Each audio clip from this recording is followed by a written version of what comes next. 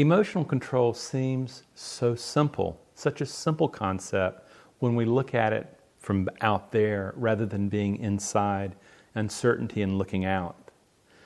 We read about it, we know how to trade, and you go in and you go, okay, I'm ready. Man, I have been in simulation for a long time. I can think through this. I know this methodology. I know what to do under various circumstances. And then we get into trading and we start risking capital live rather than on paper. Suddenly the paper profits are no longer just running wild. What happens is suddenly emotional control is thrown out the window. Okay? And yet at the same time you're bewildered because you don't know why. The truth is that it is enormously different when you're doing just a mental exercise when you're trading in simulation. But when you're trading live, risking real capital, you're engaging the emotional brain. You're engaging it in an enormously primitive way. And until you learn how to work with that emotional primitive brain, it's going to take out thinking every time. It's really the difference between talking trading, and effective trading. Lots of people talk trading, and it feels good. As a matter of fact, that feeling of good, if I could only, if I could only talk trading, I can nail this stuff all the time. People listen to me. I can predict moves. I can do that. But when it goes live, I can't.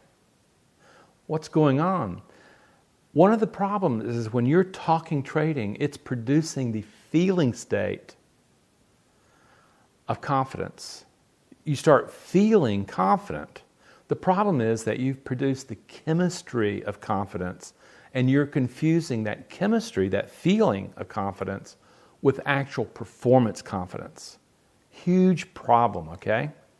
This is the place where you go in and you see that, okay, they talk the talk, but they can't walk the walk. Ultimately, the trader has to learn to be able to walk that walk. The big deal is this, is the brain does not want to change internally. It wants to be able to manipulate objects in the environment and control them. That's what it wants to do. It wants to be in control of environment. It wants to be in control of outcome. And yet you get into trading and you discover, oh my God, that's not the case. It's not that way at all. Ultimately, it's not external control that you can have in trading. What it points to as you start looking at your trading account, it starts telling you that the internal control is what you really need and how to go about it. How do you do that? Well, it starts with understanding that you're an emotional being. You're not a rational being, okay? As a matter of fact, you're a rationalizing being. And that left brain, that rationalization business, all it's doing is it's creating a story that supports what your emotional brain has already decided. You want to see that in action, take a look at the last time you messed up, whether or not it's at entry where you're getting scared and you find all sorts of reasons not to get in, or whether or not you're in a trade and you end up doing really something stupid and adding to a bad cause, or whether or not you get out early. All those things make sense in the heat of the moment.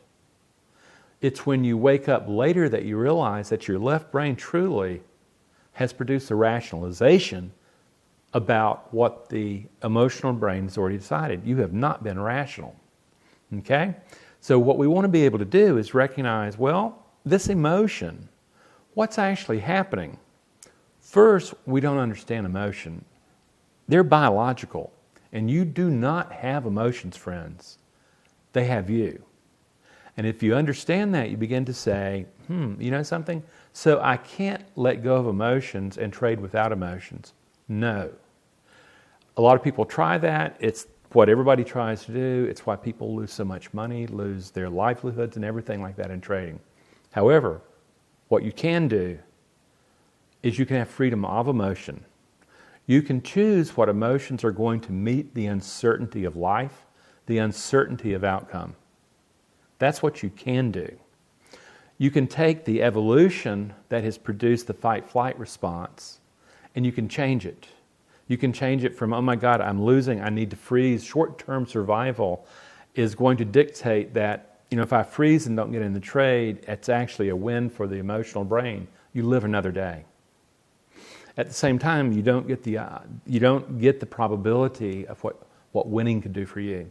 So you're looking at that and you're going, okay, the very first thing I'm going to have to do is this emotion's going to fire anyway, particularly fear and aggression. And what we're beginning to recognize is that both fear and aggression, at the base of it, is a generation of vulnerability. And a long time ago, in a place far, far away, when we felt vulnerable, there was real danger. There were saber-toothed cats who really chewed on us. There was danger everywhere we looked. And we had to be able to make very razor-fast decisions. That's where the emotional brain learned to bypass thinking brain. The moment that we felt that short-term threat, that was there. That's emotional nature. You can't stop that. It overwhelms you.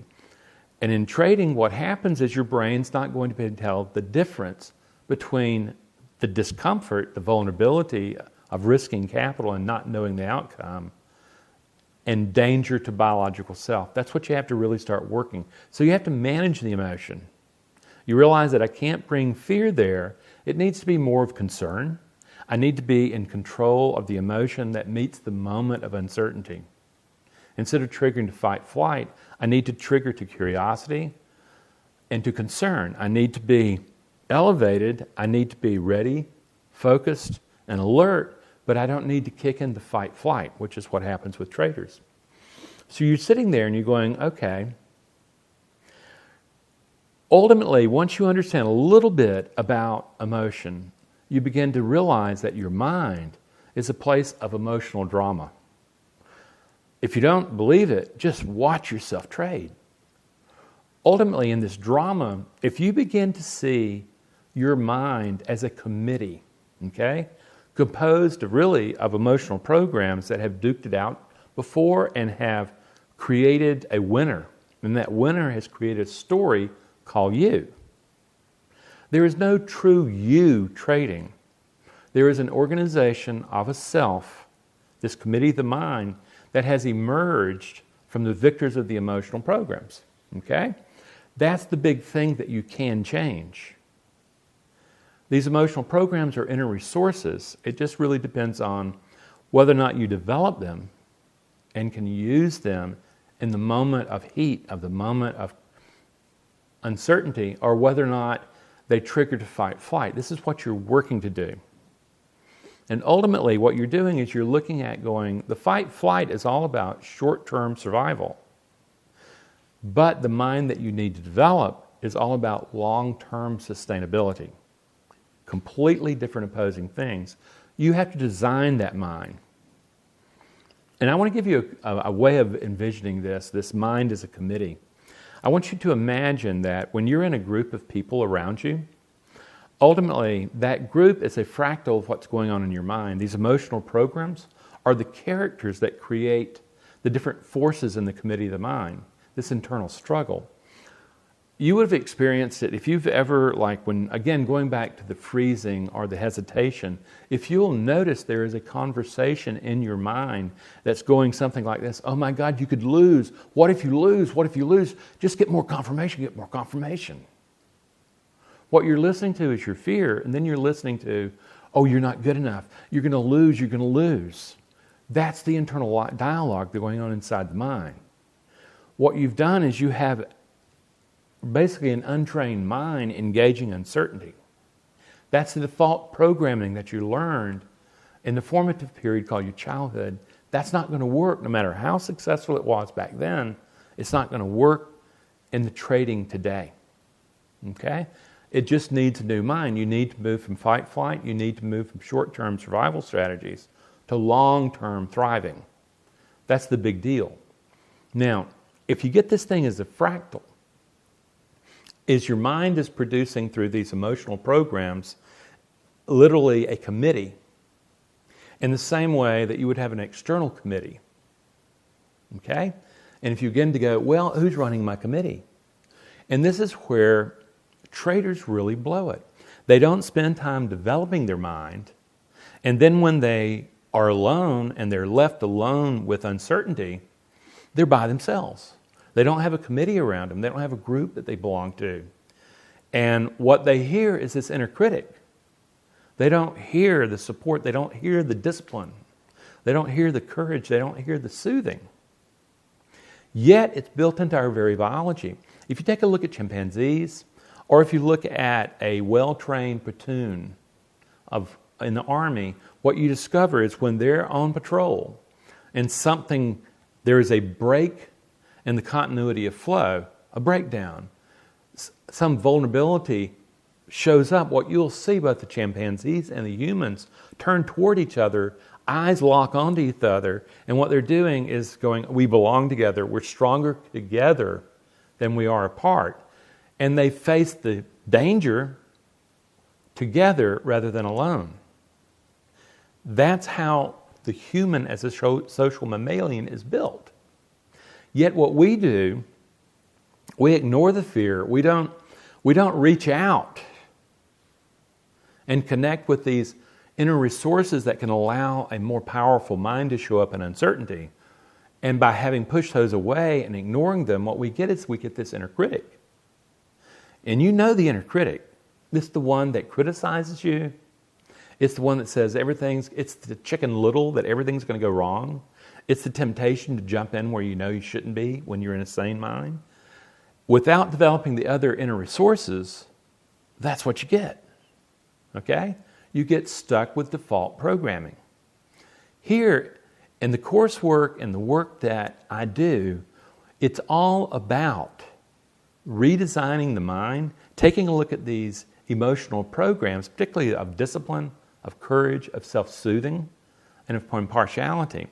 The very first thing is when you feel fear, you don't ignore it. What you do is you turn toward it, you reach out for help, you soothe it from an internal standpoint. You find that there is this soothing part of yourself that can talk that fear down and calm it down so that other programs, discipline, courage, and impartiality, can show up and trade, or at least show up in working the uncertainty. Completely different outcomes come out of that. It's thinking from fear versus thinking from a disciplined mind. All of them are emotions, even discipline. Discipline is not the lack of emotion, it is an emotion that manages other emotions and makes sure the right ones are there to create the mind that engages uncertainty. Imagine learning how to do that. It can be done. I see it happen all the time. My encouragement to you, if you really want to become a trader and you really want to get your head screwed on right to be able to use that wonderful knowledge that you've learned, understand you're going to have to do self-development. You're going to have to develop the mind, because the mind that you arrived with in trading is not going to be the mind that works in trading. You have a survival type of mind that's very short-term oriented that you bring to trading, and you need a long-term probability-based mind that doesn't mind losing. It's on a threat of death. It takes it and can realize this is only probability, this is good probability. I can manage the loss as well as manage the win. That's what you're trying to develop. Most people start with my book. They end up graduating to the group courses and to the individual work. It does take a lot of work to retrain this brain. It's not something that you're going to click your heels and suddenly have Toto and you no longer in Kansas. It's going to be something you have to turn on these programs and exercise them and build them up, and you have to be able to turn toward your fear. You have to learn how to reach out and establish a stronger mind, one that's suited for the management of uncertainty. So what I encourage you to do, go to the website, do the free stuff, get all the videos, read all the articles, tons of guided meditations, lots of stuff to read and to look at. Then start really looking, get the book, then start really looking and seeing about, you know something, I now get it, I'm going to have to redesign the mind that trades. It's not an option, it's a necessity. And as long as you're into feeling good about certainty, about your confidence, it's going to fall apart in the moment of judgment, of the moment of being able to be challenged. And when you're challenged, that judgment machine, that inner critic is going to show up. And do you have something besides that to lead you through greater probability. Come and see friends. Go to the website, look at the group course, look at the individual course, really start studying this stuff because, man, this is, if you're going to trade, you really have no option but to redesign the mind from short-term survival thinking, which evolution has given you, and most likely your psychological developments around, to probability-based thinking. It's a big jump, friends. This work can help you. Take a look and have a great year, and come and see us. Thank you.